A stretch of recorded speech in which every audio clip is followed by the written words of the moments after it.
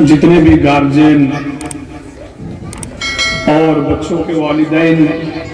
या सरपरस्तान हज़रात जो भी तशरीफ़ लाए हुए हैं, इन सब का मैं शुक्रगुजार हूँ। और जो छोटे छोटे बच्चे यहाँ तशरीफ़ फरमा हैं, इनका भी खुसूसन हमारे स्टेज पर झारखंड की सरजमीन रांची से तशरीफ़ लाए हुए बिल्कुल नौवारिद उधवा की सरजमीन में डॉक्टर शाकिब साहब जो करीब ही वक्त में उधवा में तशरीफ लाए हैं, वो हमारे स्टेज में है। अनकरीब ही आपसे चंद कीमती नसाहे फरमाएंगे। इनके अलावा हमारे इस इलाके के रूह रवां मीर कारवां हजरत मौलाना अब्दुल मालिक साहब अल-मज़ाहिरी दामत बरकातुहुल आलिया स्टेज पर तशरीफ फरमा है, आपसे मुखातिब होंगे। हमारे शाना बशाना चलने वाले इस इलाके के हर तगदू में शामिल हाफिज सलाउद्दीन साहब और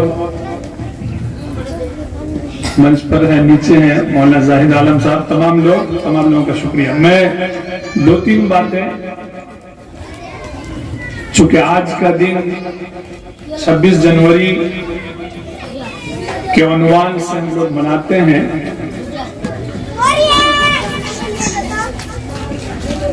अगर यहाँ अवाम का मजमा होता तो शायद कुछ उस बारे में गुफ्तगू होती, तो उस पर बातचीत ना करते हुए मैं, चूंकि हमें बहुत अच्छे यहाँ मौजूद है, इन सबको सुनना है, 2 बातें मैं अर्ज करता हूँ। चूंकि इस्लाम के हवाले से ये 26 जनवरी 15 अगस्त यौम आज़ादी, इन अय्याम के बारे में इस्लाम का नुक्ता नज़र क्या है, या हम किस तरह सेलिब्रेट करें, मनाएं। आज़ादी और कानून की बालादस्ती, कानून की सरबराही, ये इस्लाम के अंदर कितनी है और उसकी क्या अहमियत है। ध्यान से 2 लफ्ज़, दीन इस्लाम दीन फितरत है, इसको समझिए। और हर इंसान आज़ादी चाहता है, वो गुलामी से नफरत करता है, महकूमियत से नफरत करता है, वो अपने आप को आज़ाद रखना चाहता है। इस दुनिया के अंदर जब चारों तरफ गुलामी और महकूमियत थी, हर तरफ कमजोरों दबे कुचले लोगों को दबाए और ज्यादा रखे, ऐसे वक्त में आजादी का फलसफा, आजादी का नुक्ता नजर हमारे और आपके नबी प्यारे मोहम्मद रसूलुल्लाह सल्लल्लाहु अलैहि वसल्लम के बिअसत से ज़ुहूर हुआ कि ऐसे वक्त में कि 2 ही तबके हुआ करते थे। एक ऐसे लोग जो मालो दौलत से, सियासी असर और रसूख से, अपनी समाजी ताने बाने से बिल्कुल अपने आप को हमकिनार समझते थे और वह हर चीज से संपन्न थे। ऐसे लोग अपनी जान में माल की, इज्जत की, आबरू की हिफाजत तो खुद करते थे, लेकिन इनके अलावा जो भी लोग थे, तमाम दबे कुचले लोगों को वो कीड़े मकोड़े समझते थे। उनके साथ इंसानों जैसा व्यवहार भी कभी पेश नहीं किया। तो इस्लाम की आमद के बाद सबसे पहले जो इस्लाम ने तसव्वुर पेश किया वो आजादी, और आजादी सिर्फ न ये कि जान की आजादी, बल्कि जान की, माल की, इज्जत की, आबरू की और अफकारो ख्यालात की, यहाँ तक के अपने जिसको फ्रीडम ऑफ एक्सप्रेशन बोलते हैं आज के जमाने में, इजहार राय की आजादी, इन तमाम चीजों की आजादी इस्लाम ने अपने नुक्ते नजर से पेश किया। शॉर्ट में एक इशारा कर दूं कि कुरान ने ऐलान किया है,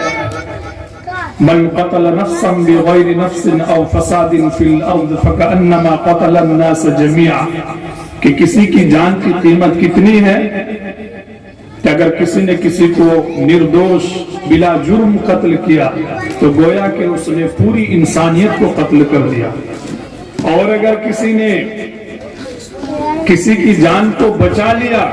تو گویا کہ اس نے پوری انسانیت کو بچا لیا۔ اسلام نے سب سے پہلے یہ تصور پیش کیا۔ اسی طرح ایک مثال اگر آپ کو میں دوں اسی اسلام میں کہ اظہار رائے کی آزادی، افکار و خیالات کی آزادی اسلام نے کس طرح پیش کیا، اور اس کا نمونہ پیارے صحابہ رضوان اللہ تعالی علیہم اجمعین کے زمانے میں دیکھنے میں آیا۔ بہت مشہور واقعہ ہے کہ اس وقت ایک عام رعایا ہے جس کو عام ناگرک کہتے ہیں، عام شہری، وقت کے بادشاہ، پرائم منسٹر اور راشٹرپتی جو ہوتے تھے، امیر المومنین خلیفۃ المسلمین، ان سے بھی بلا جھجک بے باک انداز میں کچھ سوال کر سکتے تھے۔ وہ مشہور واقعہ ہے، اگر آپ تاریخ کا یعنی موٹے موٹے واقعات پر نظر رکھتے ہوں گے تو اس پر دیکھیں گے کہ ایک صحابی کھڑے ہو کر کہتے ہیں کہ اظہار، آپ حضرت عمر رضی اللہ تعالیٰ عنہ کے زمانے کی بات ہے کہ یا عمر، نہ میں آپ کا سنوں گا اور نہ میں آپ کی اطاعت کروں گا جب تک آپ وضاحت نہ کر دے کہ مال غنیمت کے مال میں سے وہ ہم سب کے پاس ایک ایک چادر ہے تو آپ کے پاس ڈبل چادر کہاں سے ہے؟ حضرت عمر رضی اللہ تعالیٰ عنہ وقت کے خلیفۃ المسلمین ہیں، امیر المومنین ہیں، لیکن وہ اس کی وضاحت کرتے ہیں۔ تو اس طرح سینکڑوں واقعات آپ دور نبوت میں اور اس کے بعد دور صحابہ میں اور تابع تابعین میں آپ دیکھیں گے۔ میں بہت شاید اوپر لیول کی بات کرنے لگا ہوں کہ ہمارے یہ جو آج کے ایک قانون کو بالادستی حاصل ہو، لوگوں کو آزادی حاصل ہو، فنڈامنٹل رائٹس اور فنڈامنٹل ڈیوٹیز، کہ ان کے بنیادی حقوق کیا ہونا چاہیے، آج اگر ہم لوگ محروم ہیں تو بنیادی حقوق سے محروم ہوتے جا رہے ہیں، اور ہمیں یہ ہمت اور سکت تک نہیں ہے کہ ہم کھڑے ہو کے کسی کے سامنے بول سکے کہ یہ میرا حق مارا جا رہا ہے۔ تو میرے محترم بزرگوں اور دوستوں، باتیں بہت سی ہیں اور اچھے لوگ آپ کے روبرو ہیں، آپ کو سنائیں گے، بس میں یہ عرض کروں گا کہ اپنی تعلیمی ہتھیار کو اور اپنے نالج کی ہتھیار کو، اس ہتھیار کو اختیار کر کے اپنے اندر اپنے حق حقوق کے حاصل کرنے کا جو ہتھیار ہے اپنے مادہ پیدا کرنا ہوگا، اپنے اندر سے بزدلی اور